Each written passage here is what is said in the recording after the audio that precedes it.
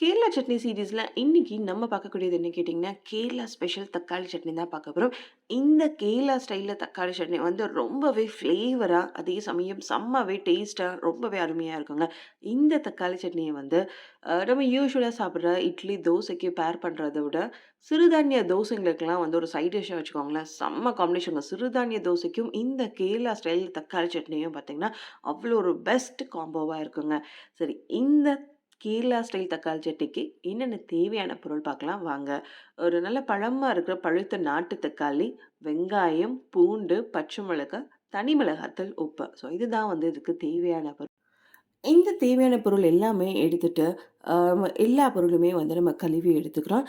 இந்த சட்னிய வந்து நம்ம செய்றதுக்கு ஒரு சின்ன சின்ன டிப்ஸ் அண்ட் ட்ரிக்ஸ் வந்து வீடியோக்குள்ள ஃபுல்லா உங்களுக்கு இருக்கு. ஸோ அதனால மறக்காம ஸ்கிப் பண்ணாம இந்த வீடியோவ பாருங்க.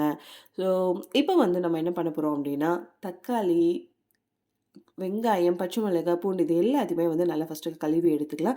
இந்த சட்னிக்கு வந்து செய்றதுக்கு ஒரு முக்கியமான ஒரு முக்கியமான ஒரு டிப் என்ன அப்படின்னு கேட்டிங்கன்னா, எல்லா பொருளுமே நல்ல பொடியா கட் பண்ணணும். அத வந்து நல்ல பொடியா கட் பண்ணி நல்லா ஃப்ரை பண்ணா தான் இந்த சட்னியோட ஃப்ளேவர்ஸ் வந்து உங்களுக்கு ஃபுல்லாவே கிடைக்கும். நார்மலா வந்து தக்காளி, வெங்காயம் 1, 2 கட் பண்ணிருவோம். பட் அந்த மாதிரி வந்து இந்த சட்னிக்கு வந்து கண்டிப்பா கட் பண்ணவே கூடாது. ஸோ தக்காளிய வந்து இந்த மாதிரி கட் பண்ணிட்டு, கண்டிப்பா வெங்காயத்த வந்து இது மாதிரி தின் ஸ்லைசஸா கட் பண்ணணும். அப்பதான் வதங்கும்போது எல்லாமே நல்லா வதங்கி உங்களுக்கு நல்லா ஃப்ளேவர்ஃபுல்லா கிடைக்குங்க. ஸோ நான் எடுத்து வச்சுருக்க 10 பல் பூண்டு நல்லா பொடி பொடியா கட் பண்ணிட்டு, 2 பெரிய பச்சை மிளகாவும் அதே மாதிரி நல்லா பொடி பொடியா கட் பண்ணி எடுத்து வச்சுட்டேன். இப்போ வந்து ஒண்ணொண்ணா வந்து நம்ம வதக்க எடுத்துடலாம். ஸோ ஒரு கடாய் நல்லா சூடாகட்டும். தேவையான அளவு எண்ணெய் ஊத்தி, அந்த எண்ணெய் காஞ்சதும் பொடியா நறுக்கி வச்சிருந்த பூண்டும், பச்சை மிளகாவும் போட்டு நல்லா அதோட 2மே வந்து பிளெண்ட் பண்ணி ஒரு நல்ல ஃப்ளேவர் கிடைக்கும். ஸோ அந்த ஃப்ளேவர் வர வரைக்கும், அதாவது ஒரு கருகுறதுக்கு முன்னாடி ஸ்டேஜ் ப்ரௌனா வர வரைக்கும் வந்து நல்லா வதக்கி எடுத்துருங்க.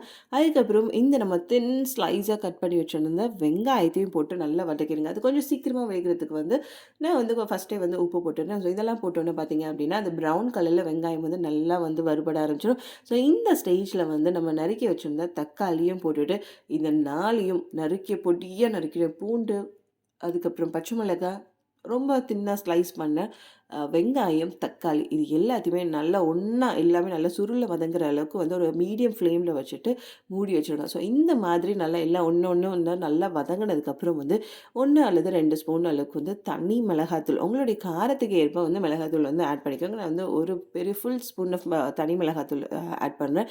ஸோ இதையும் ஆட் பண்ணிட்டு இதோட பச்சை வாசனை போற வரைக்கும் வந்து மீடியம் ஃப்ளேம்ல வச்சு நல்லா வதக்கி எடுத்துருங்க. ஸோ வதக்கி எடுத்து ஆற வச்சுட்டீங்க அப்படின்னா அவ்வளோதாங்க. ஸோ இதுக்கப்புறம் வந்து இந்த சட்னி அரைக்கிறது வந்து ரொம்ப நைஸா அரைக்கக்கூடாது.